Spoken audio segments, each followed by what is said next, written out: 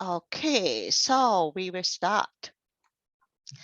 Good evening. Thank you all for joining us. I'm Anna Ying, the host tonight. First, I want to apologize for last Saturday's night. We have been hacked, and thus we rescheduled the event tonight. So you will see we enable the highest security today. We will only allow host, co-host to share screen, start video, chat, speak, and other participants only can wait after poet's reading and Q&A then to chat to speak. In this way, we hope poet's reading will not be disturbed and we all have a beautiful night. So now let us begin tonight's show. First, let me welcome our guest poets. Tonight, we have the honor to have 4 award-winning poets, a former Canadian Poet Laureate, George Elliott Clarke, and 3 outstanding poets from USA, and Rebecca Foust, and in person, Joseph Fasano and Lois P Jones will be send the recorded video. So join me to share the poems from Mirrors and Windows and the poems from their own books to celebrate no borders and discuss cultural influences. I want to thank them. I also want to thank the League of Canadian Poets and our co-host, CPAC. And now let me invite the Executive Director of CPAC, Chinese Professionals Association of Canada, Andy Si, to say a few words. Well, thank you, Anna. Hello, everyone. Welcome to this poetry event. It's a pleasure to be here. I live a relatively busy life and rarely have time to be proud of, to enjoy some of the finer things of life. Tonight is one of those occasions, so I'm really looking forward to the next hour or two.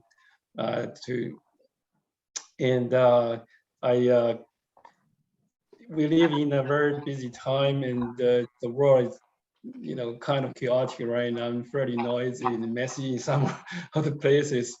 So thanks to the poets here, for your contribution, we get to, to withdraw from the noisy world and to be here. I'm prepared to be fully immersed in this more peaceful and more enjoyable world and to enjoy some poetry. So I'm prepared to have a great time, and I want to welcome everyone here and to also have a good time tonight. Thank you. Thank you, Andy. Thank you. I'm glad you feel better this week. I know last night you suffered, last week you suffered a little bit. Okay, but we want to thank you for the support. Last year we did an event together for Mirrors and Windows. It's wonderful with Canadian poets, so we thank you. We also want to thank the original caretakers of this land. We acknowledge the philosophy behind the dish with one spoon treaty. We honor all who came before us, our own ancestors, as well as all the indigenous caretakers, named and unnamed, recorded and unrecorded. We will begin with the poetry reading now. Each of our guests will read 10 to 15 minutes. I will read 2 poems as well. Then we will open up to your questions or any discussions. So first, let me introduce George. George Elliott Clarke is an international respected poet with titles being translated in Chinese, Italian, and Romania. George won many awards from Canada, the USA, and Romania, including Canada's Governor General Award. George was the 4th Toronto Poet Laureate and 7th Parliamentary Poet Laureate of Canada. He was appointed to be the Order of Canada in 2008. He is also a songwriter and playwright. I really need to thank George personally. He reviewed 2 of my poetry collections and has helped to edit my new work. For Mirrors and Windows, he not only wrote an introduction, but also recommended it to Guernica Editions to publish it. George has 6 poems in Mirrors and Windows, each with different topic, style, and the culture impact. Now let us hear George. Welcome, George. Anna, it is such a great pleasure to be here to recite some poetry and to celebrate your wonderful book, The Gift That Is Translation. Poetry, of course, lives within a kind of closed utopia of each distinctive language. And so translation is the absolutely essential way to give access to that locked utopia, so to speak, and to others who have different languages. So I think that the work that you have done with Mirrors and Windows and with your other translation projects is of the highest importance for anyone who cares about poetry, poetry in English, poetry in Chinese, and allowing us to read across the language barriers into each other's realities. So I thank you and I applaud you very, very much for giving us all the great gift of this book. And so I would like to read now one of the poems that you have selected for Mirrors and Windows. And that poem is Otumbo Keats, or At the Grave of Keats, supposedly written in 1822 at Keats's grave, which is in the Protestant cemetery in Rome, Italia, Roma, Italia. And the other thing about this poem that's important to know is that this poem supposedly written at the grave of John Keats, Jack Keats, in Rome, Italy in 1822 is also supposedly being written by the great Russian poet Alexander Pushkin. And the reason why I put this poem in Pushkin's voice is because he was part Black. He was very proud of his Black ancestry. And so I've always liked to think about Pushkin as a literary character, personage, and hero, and a personal hero of mine, given his great stature in Russian literature. And I also want to underline that Alexander Pushkin himself was very much a romantic, capital R romantic.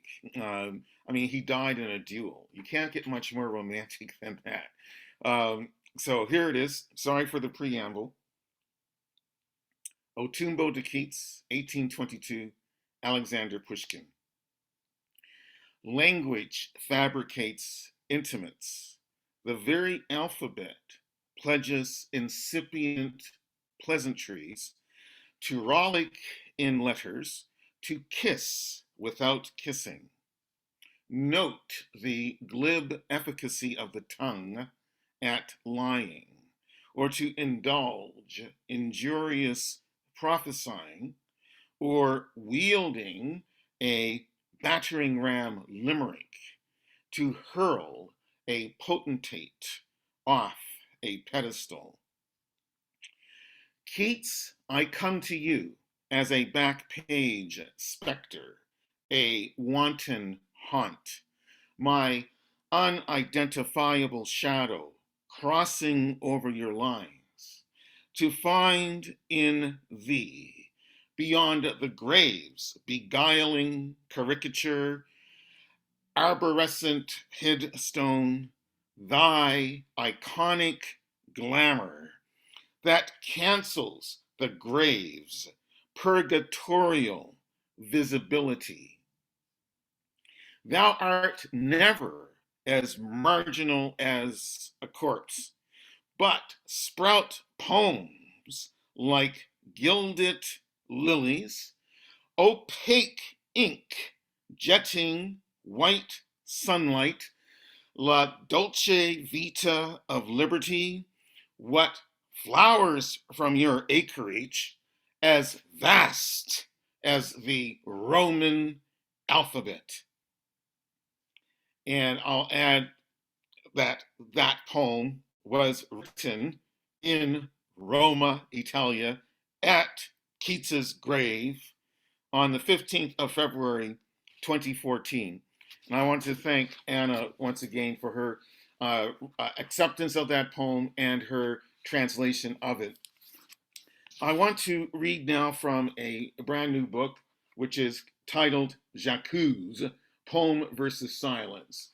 It's a poem that is autobiographical, and it has to do with the mistaken perception of some that this poet could be on side or agree with any form of injustice, and who were therefore led to attempt to cancel me 2 years ago. So this is my response to that cancellation effort. I like to say I'm a cancellation survivor. I am. And I thank Anna and everyone once again for being willing to hear me speak tonight. So here it is. This is poem number 29 from J'accuse, from the section that's titled Vertigo. Unknowingly misinterpreted, I unknowingly misstepped, faux pas, while dying sunflowers blackened, impossible to butter up, each stalk, sooty, slackened. Implausible I crept, limped, puttered, gawking at Venice's canals, a gimp, almost crying hourly from dour pain, draining tubes of cephalexin and indomethacin banal as cocktail shrimp, my rube's disability, dimpling a leg, a foot. Witless yet was I, that viper doctorates were hissing, angina driving him to ambush, camouflaged in dirt. My Regina lectures purposing was to defy George's kin and deify Brown, so I'd cherish and nourish hurt while flourishing mescal slurred quotations like some rascal chimp, tasked to imp Brown's reputation away from simple murder. So like Chinna, the poet, I should be pummeled down. Unawares, I watched leaves embark cruise Venetian canals. Each wore eaves, Scotch-laved waves like House of Chanel's, autumn launches, ochre, cola, burnt sienna, bronze, palls, each tranched gondola borne to black aquatic funerals. Next, I sat to dishes of minced black truffle, vinegar-rinsed sardines, mustard kerfuffled eggs, wriggling spoils of jiggling oysters, pear and cherries oiled by incensed brandy. Innocent was I of academics, their panic or fear, placking each in a woke, insomniac bed, their worries gone scurrilous in each querulous head, soon mounting la nouvelle trahison de Claire, soon mounting la nouvelle trahison de Claire, vertigo, tumbled downward the mumbling Regina Pross, dumping them out their slumping ivory, china fragile tower.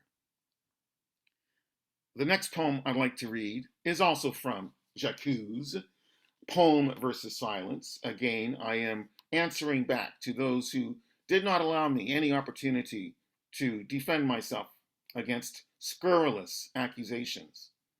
So this is my riposte to them, with rhyme and some wit and so on. And I think that poetry is the best way to answer back to these kinds of insidious attacks. So this is number 30. And by the way, this work is published by Exile Editions. Please get hold of a copy. You will want to read it. Exile Editions, J'accuse, number 30. While I stumped under copper green umbrella pines, beside copper green canals, ideal for jumpy suicides, keening, operatic finales, then humped an ephemeral pontoon bridge to muse again on poems half sunlight and half sludge. At Cimitero, San Michele, where Mooney hero Pound reclines. Way across the gale-tossed Atlantic, eggheads, immoral as any dime store Goebbels, hullabalooed to bullseye that black guy as propaganda fodder, to sod turn my grave as if unwrapping candy, to bow wow body nonsense and shoddy libel, such liminally criminal, triumphantly ghoulish crud, to events vertigo. So I stopped by Pound's foot traffic rounded grave, the sooty engraved graphic oat crop of the now grounded maestro of each Pizan canto's staff, and mused how the poet had been impounded by his doleful, wounding works. Meanwhile, ruthlessly truthless clerks, J. Edgar Hoover Murky, plotted a conjecture, hyperbolic, vitriolic, alcoholic, colic. A scam was their thought, or rather shambolic, to hector and bicker about a lecture unwritten, unresearched, a specter, I'd nothing further to do in poetry but confess. Meanwhile, a killer gone south stumbled his own path, sociopath. And I have one last poem I want to read, also from J'accuse, Poem versus Silence, from Exile Editions. This is a ballad, a rhyming poem about the injustice of a trial where two murderers received very light sentences.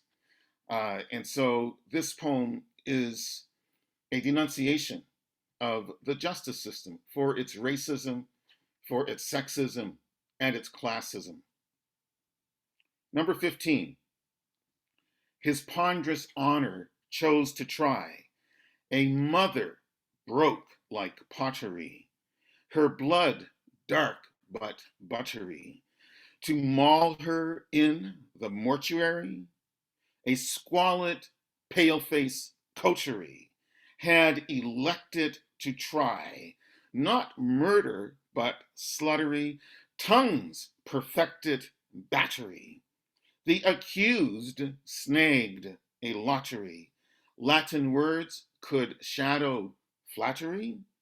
A daughter had died of slaughtery, not a plague of fungal battery.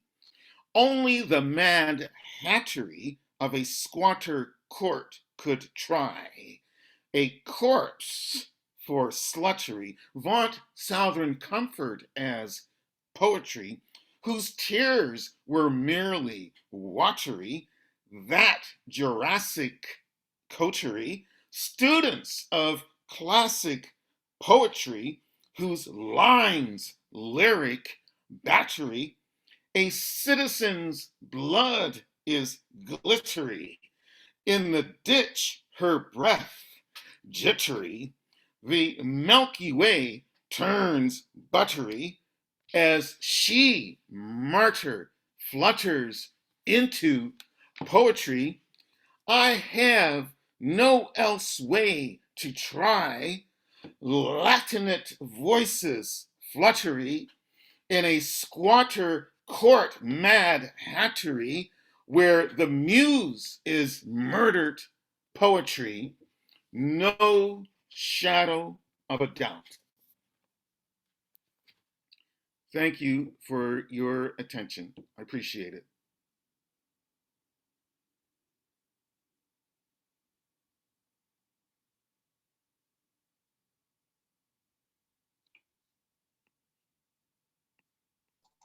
And I need to unmute. Oh, sorry. Okay. Okay. Yeah.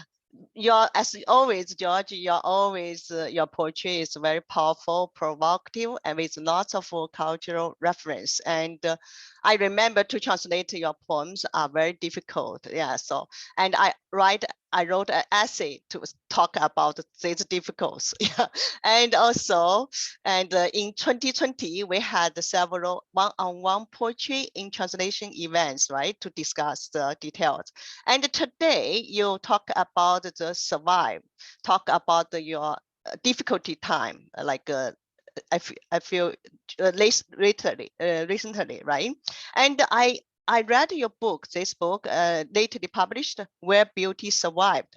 I can see, and why I can see, like your introduction, wrote for the mirrors and windows and your poetry. I can see the sources of your passion and the determination in your writing and continuing success through the complicated and diverse family cultural background and heritage, right?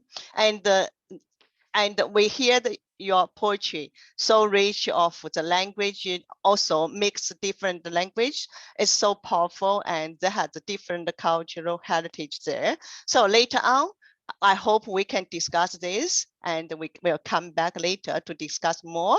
But now let's move to our next poet, Rebecca Faust. And let me add Rebecca here. So yeah, I will introduce, yeah, Rebecca. And yeah. Okay, Rebecca Faust is the author of 3 chapbooks, including The Unexploded Ordinance Bin, which won a chapbook award, and she has published 4 books, and her book, Paradise Drival, also won a major award. She has a new book titled Only is Forthcoming. She also won the 2020 Pablo Neruda Prize for Poetry, and she was a poet laureate of Marin County, California. I met Rebecca at the Westchester University Poetry Conference in 2016. And you host a poetry workshop there and gave lectures. And so great. And I was amazed by your life, right? Your life story. You quit your job in the field of law to write poetry at 50 years old. And 1 year later, you got a major award. And do you still remember we at the airport, we chatted a lot, and you read my poem and you gave very good suggestions. I still remember. Well, and we have so much fun at the Westchester University Poetry Conference, and I was very grateful for that because I met many fine poets, and also several of these poets include yourself and Diana Joya, Sir Angel Motion, and A.E. Stallings contribute to the mirrors and windows. And I also know you are guest editor for Women for Change, right? Women's Voices for Change. Yes, yes. And so you can hear a lot of voice stories, right? And you also help to find the justice, right? So, okay, now let's hear Rebecca. Well, thanks for having me. It's an honor to read with these poets, and it's a real honor to be in this beautiful book. Thank you for all the work you did to put that together. I'm going to read my contribution to that book, and then I'll read a poem or two from my new book, and then I'll read some new poems that aren't even in the new book because they're so new. But I'll start with the poem that's in the book. And yeah, I want to acknowledge that I'm reading from the land of the Miwok. When we tried to do this reading last week, I was in the Navajo Nation, but today I'm reading from California. Okay, so the first poem is called Only, and this is the title poem of my new book that's coming out with Sureway Books this fall. Only. This is after Stanley Kunitz. Oh, love, this happened, or it did not. In a room with green walls, my son was born. The cord was torn too soon, so they cut off his head to save his heart. He lived for a long time. For a long time, there was no breath or cry.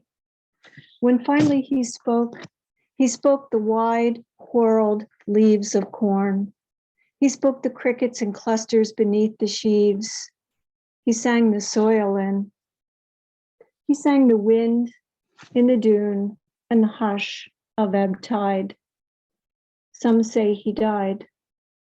Some say he died. So the next two poems are from the new book. There are a number of political poems in the book that I wrote after Trump got elected. And the first one is called Election Returns 2016. And I was trying to capture that feeling of watching those election returns and the sort of confidence that gave way to disbelief, that gave way to belief, that gave way to a dawning horror of what I knew was going to happen. And I used the metaphor of a hike up a mountain I had recently taken to try to communicate that feeling. Election Returns 2016. The way up the mountain was like always, switchbacks and more switchbacks, the trail rising through redwoods arced over a silence rinsed with new rain. We were in an emerald world of fern and mist and moss trembled with tiny glass beads. It was dusk and late fall. We knew what would happen. We'd be made to suffer for a few hours before reaching the summit, then would emerge above the fog. Yes, there were portents, maple leaves pasting the trail with bloody handprints, evergreens brittle and brown, a few manzanita oddly in bloom, lake water like pewter, faint reek of smoke we hoped came from a controlled burn. We went on walking the trail by memory, a memory that also held rain after drought, an iris masked like stars. We walked until we came upon what was left of the deer, a white basket of rib cage that looked almost human, matted fur, tags of torn flesh. On the way down, it would all become clear, but even then, we understood. It was a fresh kill, and the cougar was close. We looked around to see among us who was prey, and we understood then what would happen. And this is a poem about a group that was prey under Trump, immigrants in this country. And it's called Sit With Me. Sit again with me by the fire to debate the placement of commas and italics and the meanings of words, as if the world were at stake in this warm, bright room, secured by a heavy door with a good lock on a street in a block no ICE agent would dare wield his baton, and that for a moment what matters is nothing more than the words on this page.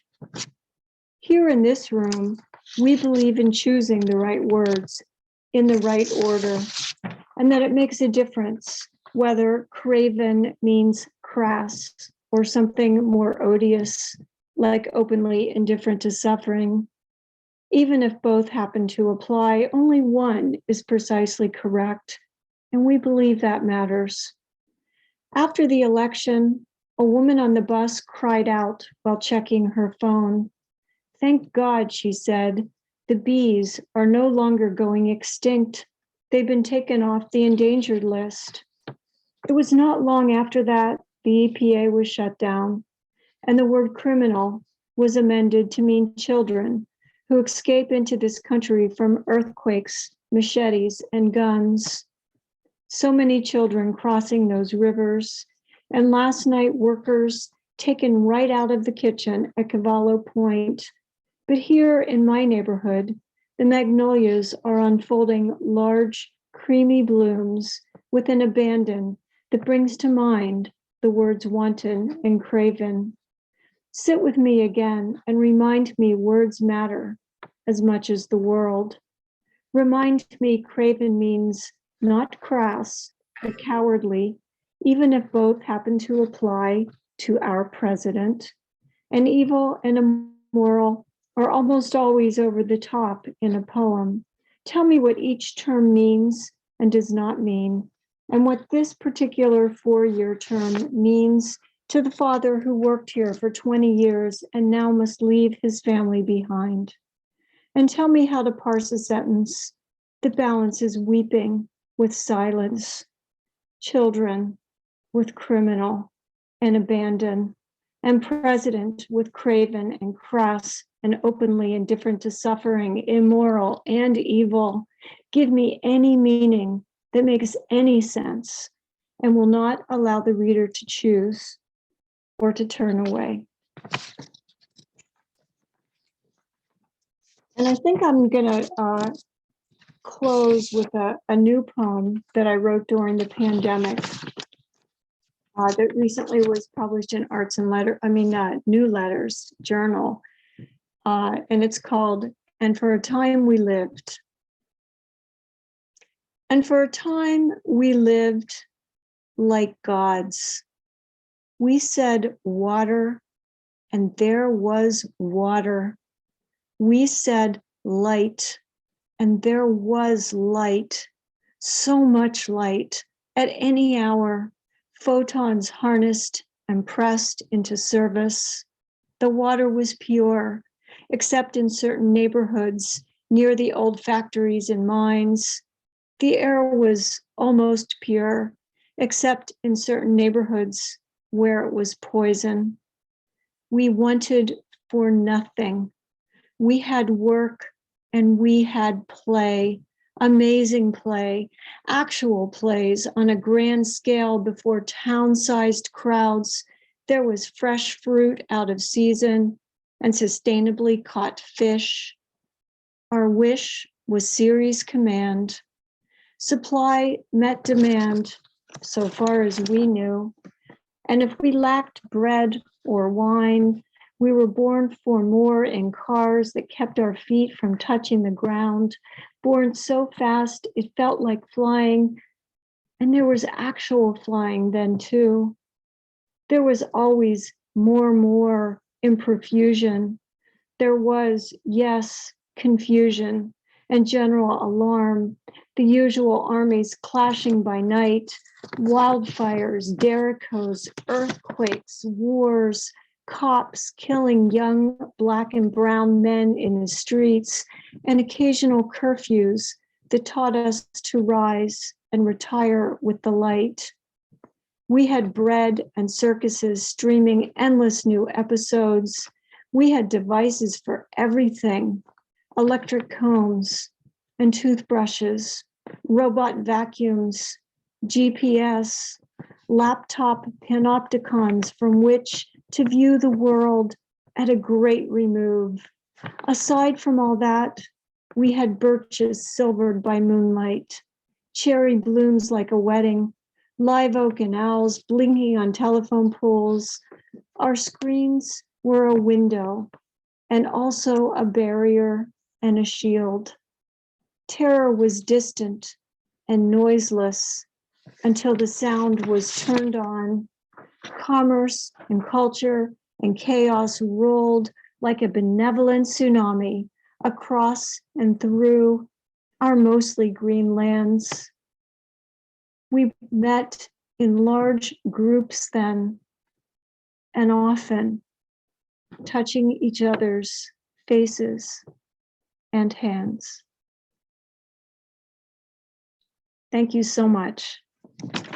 Thank you, Rebecca. Yeah, your poetry is so humanity, right? So shared all the suffering, but also with some hope, right? So now I'm grateful the Zoom meeting, right? The all global technical connect us together to share our feelings, our emotions, and also some hopes, right? So so thank you very much. Now, maybe later we will ask you more about your new book, but now let's move on to next, Joseph Fasano. Okay, let me just, okay, Joseph Fasano. So next, I will introduce Joseph Fasano. Joseph sent his regrets yesterday that he could not join live reading since he is very busy with a baby expected soon in his family. So this is a good thing, right? So he recorded his reading, and his reading is apart from his new long poem, which he writes a few lines each day for his upcoming baby. And he sent me the audio file. So I went to his Facebook and gathered some photo, and I made a video for that. So, and later I will play the video. It's five to 6 minutes, because I made it very quickly. So please forgive me if if not very professional, okay? But I will introduce Joseph first. Joseph Faceno is the author of 4 volumes of poetry, including Vincent's and The Crossing. His novels, The Dark Heart of Every Wild Thing, was named one of the 20 best small press books of 2020. He won the Rattle Poetry Prize, the Cedar Press Review Book Awards, and more. His writings has appeared in many magazines. He serves at the editorial board of Alice James Books. He teaches at Columbia University and Manhattanville College. Now I will share his reading. Okay, let me first. Okay, wait a moment. I needed to share that. Okay, wait a moment. Let me quickly share this. Okay. Share screen 1. Okay, good. Screen 1. Okay, let me this way share it. Oh, wait a moment. Do you hear the sounding? Okay, let me open the sounding. Okay, share sound. Okay, good.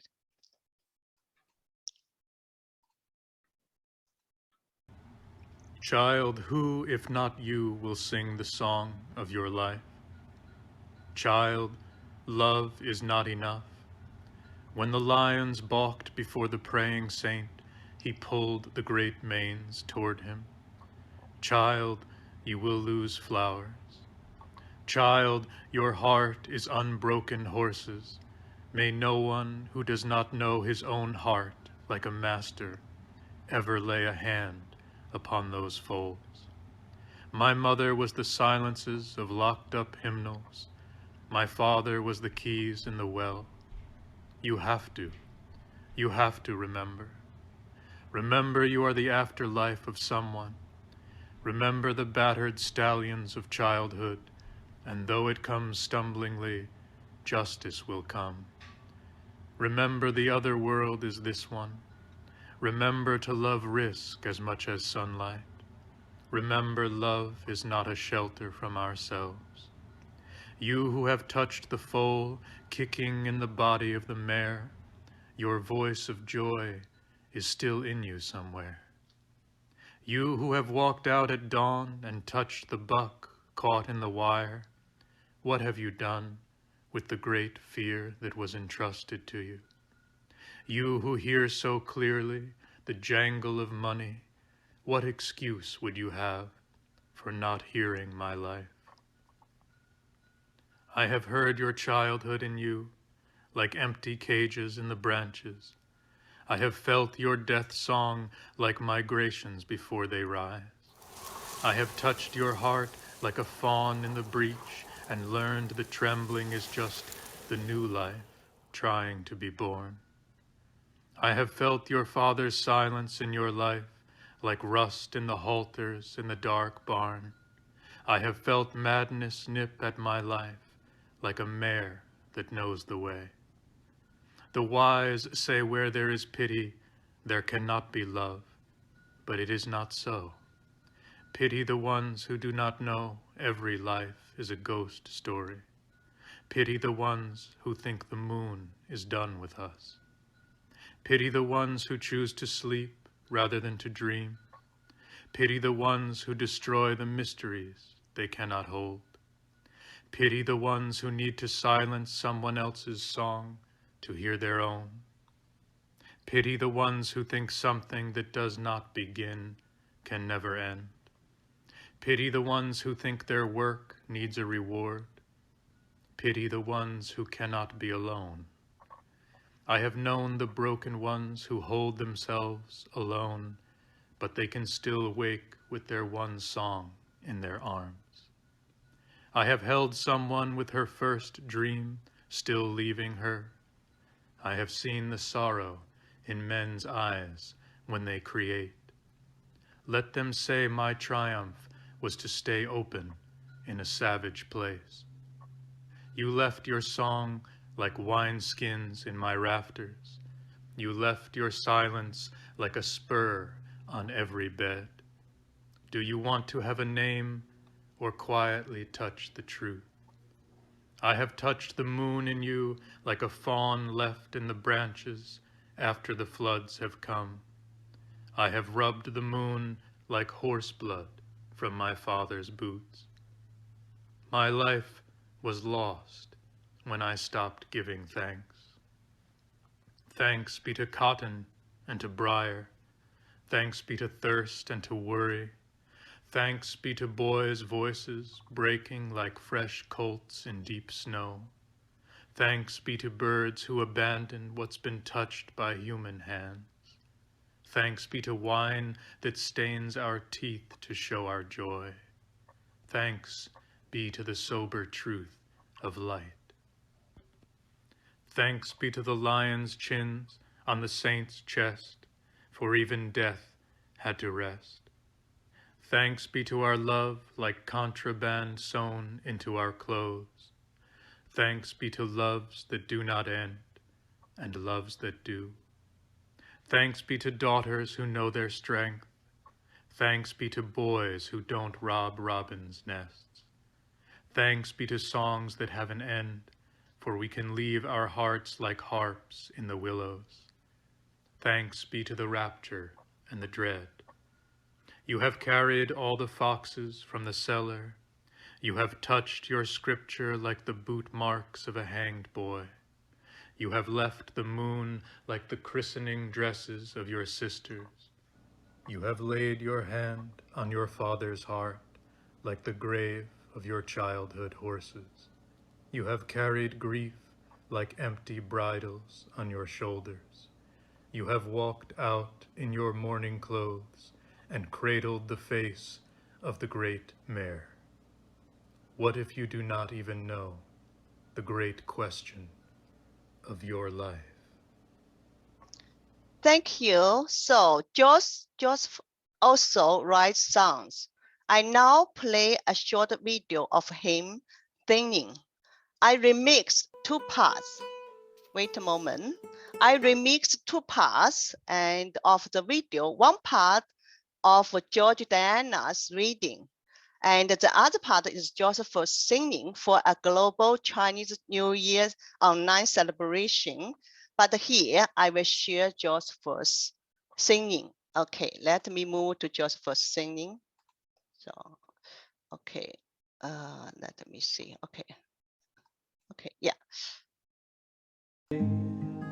you've wanted. When you find yourself cast out in the cold, the longest nights are the nights that aren't haunted. When you find the ghost you hold is your own. Who's gonna walk you through the valley? Who's gonna guide you through the night? Who's gonna carry your shadow on into the wilds of the other side?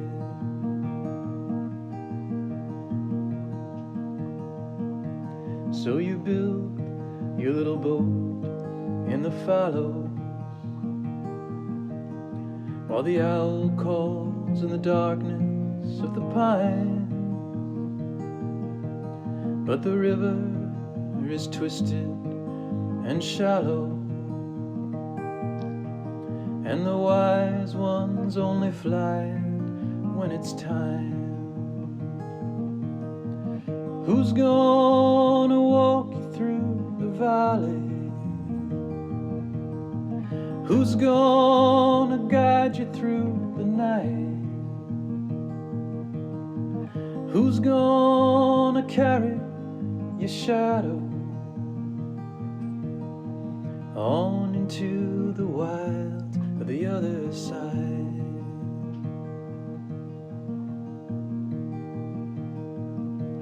Our life once fit me like a bridle,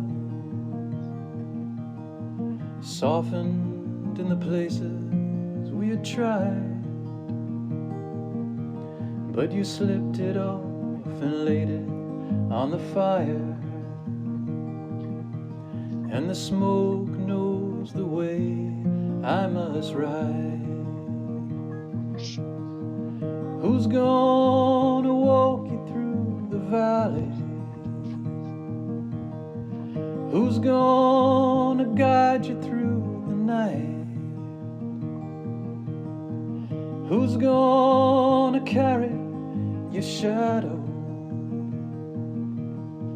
on into the wilds of the other side?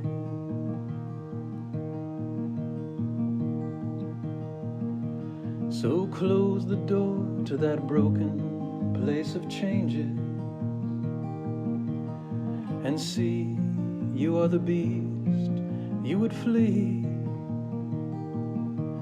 Baby, no one can make you awaken, but only the woken ones are free. Who's gonna walk you through the valley? Who's gonna guide you through the night? You're gonna carry your shadow on into the light of the other side, on into the light of the other side.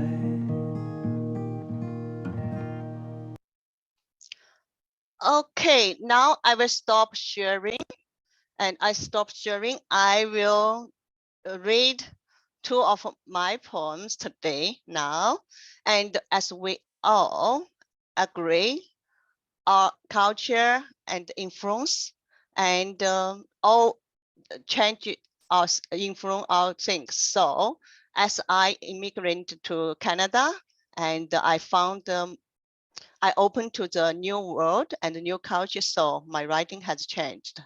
And during I work on the translation book, I have been opened to so many voices and stories, and I was so grateful. And although it's a big challenge, but I'm so happy it finally, yeah. And so today I will share two poems, and from this perspective, for many voices and stories. And the first poem I will read is about my name, and my name is Anna, and my choose it as my English name. And when I was in university, but Anna belongs to many female, all have different stories and messages. So today, and I will share one poem published in Queen's Quarterly, and also published in Queen's Quarterly and also online version. So let me open the online version so people you can see it. And so then I will read it. Okay, let me just quickly, okay, let me share the screen so you can see it, and share so you can see it. Okay, as much as you know, from the diary of Anne Frank, you remember few names but long hiding days, muffled silence, ghostly shades, suppressed within walls. At the age of 15, days abruptly ended, such a brief witness. On the journey of Anna Karenina, you foretell Lame was doomed. Beauty, brain, and grace could not offset the hierarchy of a husband's family name. Name, a subject to fame, overshadowed sanity. With Queen Anne's life, you grasp name as the lost glory, beheaded by power's wings, the victim, the sinner, and the witch, all in one, darkened the Tower of London. Through Anna Akhmatova's voices, you catch names exiled into deserts, desert of despair, desert of cruelty, desert of humanity, names where pain, betrayers, baits, dictators, game cards, name misplaced in her beloved country. Now you choose Anna as your name, an angel with a broken wing. When evils cloak the sky, you neither pray for God's mercy nor ask for Mary's grace. Instead, you seek poetry as the soaring wings. So yes, that has 5 Anna's story. Each have different culture or history. And so I feel this is, and a lot of time I Google something for different name. I always found a very interesting story, and this I also use this to ask when go to the school like a poetry a live workshop, ask students to try to do that, to find the name, then to write something. So another one I want to share is from Love's Lighthouse, and there are 60 poems in Chinese and English, and I will read one poem. And why I want to read the poem, because it's a tribute to 2 great poets. One is from the ancient China, Li Po, and another is English language poet, Ted Hughes. And they both describe the moon so differently. And when I read Ted Hughes' Full Moon and Little Frida, I was so surprised by how he described the moon.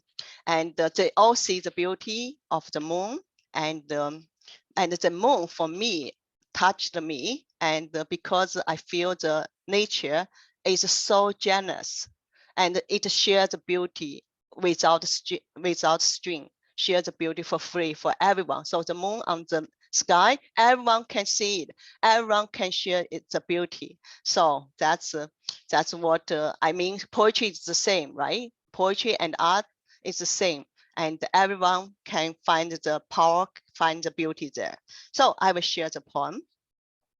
After reading Ted Hughes' Full Moon and Little Frida, I fall in love with you, moon, seeing you step back like a timid artist. Listening to the night, you come out, a pale lifted.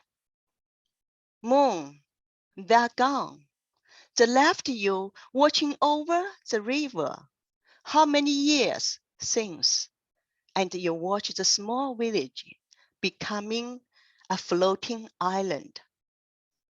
Among rows of windows, the night flows, and I'm wide awake.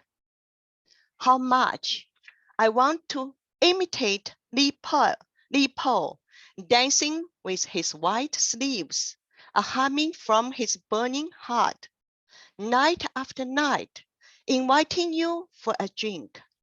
The wine never drained, yet he drowned in the silver river. Moon, lift your bucket, come out once more. I won't make a sound. I think I wrote the poem is calling for the moon to come out. Also, I'm calling for the great poets, our ancestors, to come out to show the beauty to us. And I was so glad because in 2013, I was invited to the Vancouver Library, and the hoster, Mr. Sawyer, told me a local lady called her and asked her to thank me for this poem because she said the poem changed her. And I'm so glad the poetry has so much power. And so now, I think I will move to our next the poet, and our next is, let me just quickly find her bio. Next is Lois P Jones. I knew Lois many years ago in 2008. That time, I joined an online poetry forum, and she was one of the moderators who gave suggestions and select monthly winning poems. But we never met personally. And Lois also, so now I will read Lois' bio. Lois P. Jones' work won honors in the 2021 Bradport Poetry Prize. She was a winning finalist for the 2018 Tarrant Poetry Contest, judged by Jane Hatchfield. Lois won many awards, and her first collection, Night Ladder, listed for several awards. Lois is the poetry editor of Kyoto Journal and a reader for the Kingsley Tufts Awards. I remember Lois also hosted a poetry cafe radio show in Los Angeles. She has interviewed many great poets. I hope she will write a whole book of that, and I'm waiting for that. Lois could not join us because today she has another reading, but she recorded her reading and sent it to me to share here. So let me share it. Okay, let me open my share again. Open. Okay, let me quickly. Okay, let me just. Oh, wait a moment. I needed to share the sound. Okay, let me share the sound. Okay, good already. Hi, my name is Lois P Jones, and I'm delighted to be here with you today. I want to thank Anna Yin for her friendship, her careful translation, and including me as part of this beautiful anthology, Mirrors and Windows, that's been put out by Guernica Editions. So I'm really honored to be in here. There's a lot of great poetry, and I'm happy to be with my fellow features tonight as well. I'm going to start with a set of poems that I've been working on based on Frida Baumgartner, who's the housekeeper of Rilke from 1921 approximately to 1926. He died December 29th, 1926. She left a little while before that, but she was there for most of the time. And during which he finished the Duino elegies and wrote the sonnets to Orpheus and finished his French poems. There was a lot happening at that time, and she was a part of it, an important part of it. She wrote a memoir based on her time with him, and I came across it, tracked it down in a library in Japan, and had it translated by a friend of mine who lived in the north part of Switzerland. And her grandmother, lived in the area as well. Her name is Eva West, and she's been my travel companion as we went to Museau and visited there. I also went to Raron, which was where he buried. So it's been kind of a life project these last few years. So I'm going to start out with a poem called Frida Travels by Train to Meet Rilke for the First Time. As she's moved into this 13th century chateau, it has no electricity, no running water, so it's very primitive. And she's only in her 20s. She's coming out in a train and she's going to be living with this poet in the Veyras region in the countryside. Frida travels by train to meet Rilke for the first time. And it starts with an epigraph from her. Against all expectations, I, a young and inexperienced girl, was selected out of many applications to keep house for the poet Rainer Maria Rilke at Museau. Frida Baumgartner, October 1921.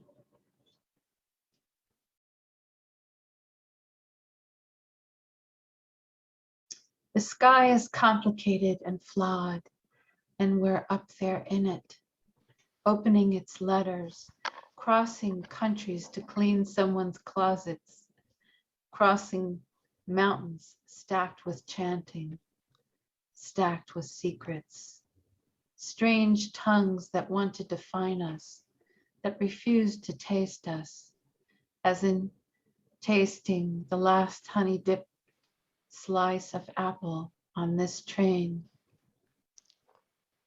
I watch the sun spark rivers without faces, watch my face disappear and reappear in the passenger window, disappear like Borges and never return, because he won't believe I read Borges.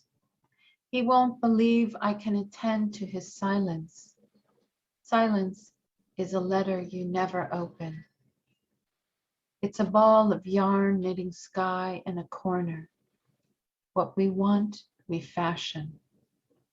Fashion the proper weather for our wanting. Wanting what is always made of what we cannot make ourselves. There are his blue eyes in the window. He makes what I want. I will fashion what he needs. I will make a cowbell of wishes. I will not ring it. The second poem begins with an epigraph from The Poetics of Space by Bachelard. Frida comes downstairs in the middle of the night and makes a discovery. This is called Frida's Glove, Chateau Museau, Summer 1922. The epigraph says, the poet Rilke enjoyed donning his maid suede gloves and dusting furniture in the wee hours of the morning, like caressing the body of a lover. After this, he said, there's nothing that you do not know.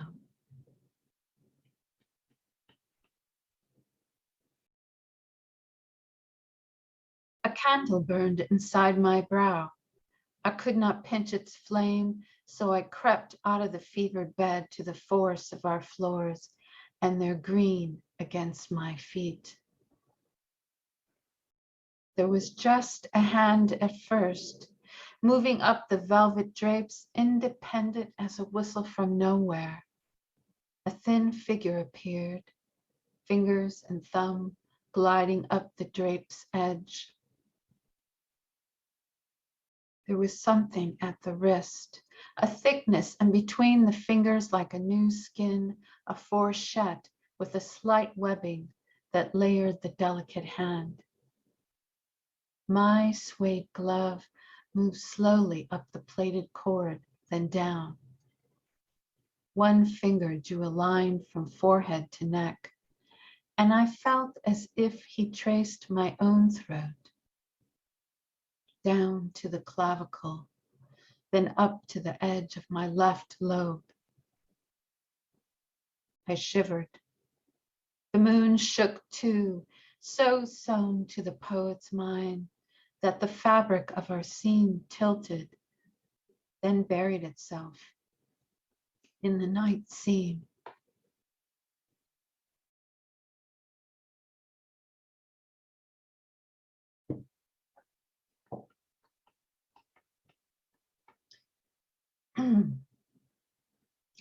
Van Gogh painted several portraits of himself after he cut his ear off.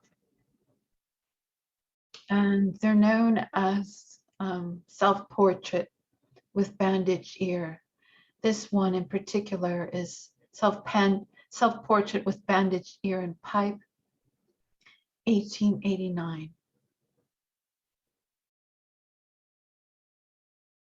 Not to shock the prostitute whose flower you'd recently brushed, poppy red, already crusting on its crown.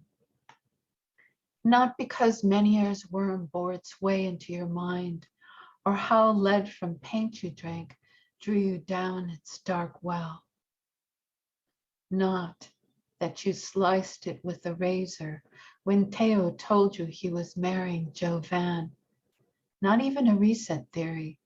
Then in a fit of anger, Gauguin flicked off your lobe with his rapier and blood splashed carmine, stifling your shoes, already confused with too much pigment.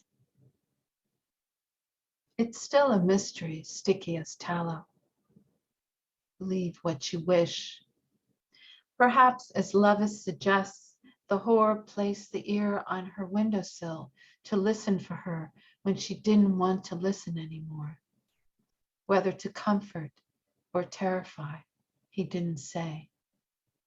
But yesterday, as I walked the moss-ridden path, I saw a single calla lily on the forest floor, sheltered by the pines and surrounded in jade, looking white as an apology. This next poem is about Armand Arbory, who many of you know was murdered by two white vigilantes in the southern part of Georgia. And for months, nobody even reported the murder. He was simply running. He went inside a house that was being built to see what was happening, and then he went on his way. He was a jogger. This is called, and there's a word here, sclera, which is the whites of the eyes. When two men, all pupil, no sclera. And then two epigraphs. For months after the shooting death of Armand Arbory, a 25-year-old Black man pursued by armed white residents of a South Georgia neighborhood, no arrests were made. New York Times. He was simply interested in the bones of the house and of Armand Arbory.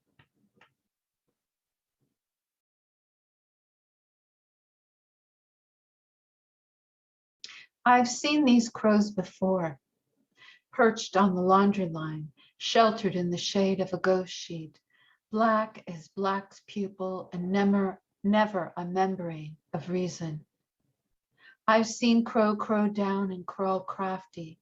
I've seen them fly like night in broad daylight, hunting for an eye.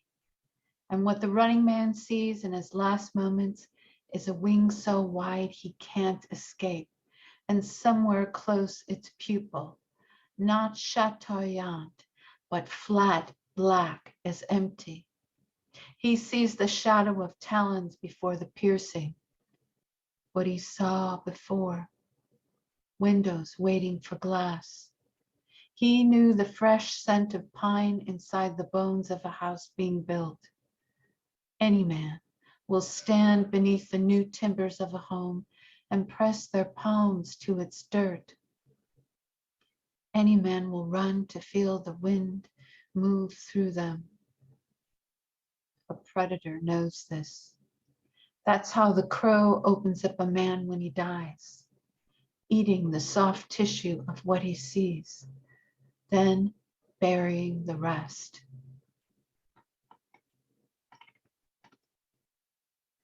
Two more poems. I'm going to return back to a Frida poem once more, and then I'll finish with the poem in the anthology. This is called Only the Moon Holds Her Exits and Entrances, Muso, 1921.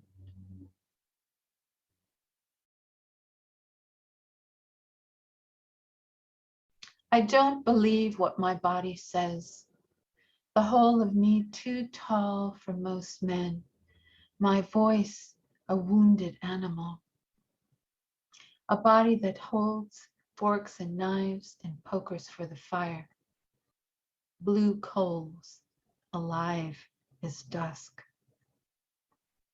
I don't believe its cries and moans and cracks of thunder hushed between the lips. If an orchid transforms from hard bulb by the grace of rain and light, let it find flowering in the moist ground of your silence. Let it bloom not from photosynthesis, but desire. And let this body enter holding love under the tongue, its sublingual light, a faint disk against the shift to rose, dissolving and lighting this throat. Let the body be the beautiful dark butterfly coming significantly and expressly toward you from the dimly shining windows in a ballroom of gas. Let me slip between the cracks of your closed door to be touched the way the butterfly holds your finger, landing soft as sorrow, as rain. So I traveled to the Grand Canyon a few years ago, and I was struck by a figure at the North Rim that stood at its edge. And it reminded me of a sundial, and the human being the gnomon, which is mentioned here, or the projecting piece on a sundial that shows the time by the position of the shadow. So that figure was out there on this precipice. Grand Canyon, North Rim. At the edge of a known world, mountains repeat themselves like old people. Each ripple a blue syllable, a language of forgetting. A place like this, exposed to harsh winters and long years of drought, begs to be how it was. I can't but think, standing at the chasm above the seep willow, how the ghost water raged like bison through the bottom of this immense gorge. Not from flash floods and snowmelt, but a force so powerful the ground split open, shearing the canyon raw. What strength could carry massive boulders miles away?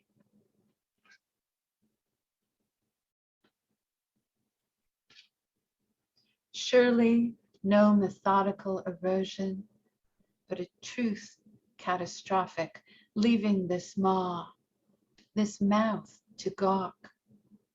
My tongue so heavy now with dust, like a potter's wheel in the sun, stays mute, having nothing more to say than two hawks circling the canyon, or the wind coaxing the last leaves from the cottonwood below. It's nearly dusk, and the red rock face shifts mood, deepening with itself. What time changes leaves a shadow, a human sundial at a precipice, a gnomon tilted toward a true celestial north. Thank you.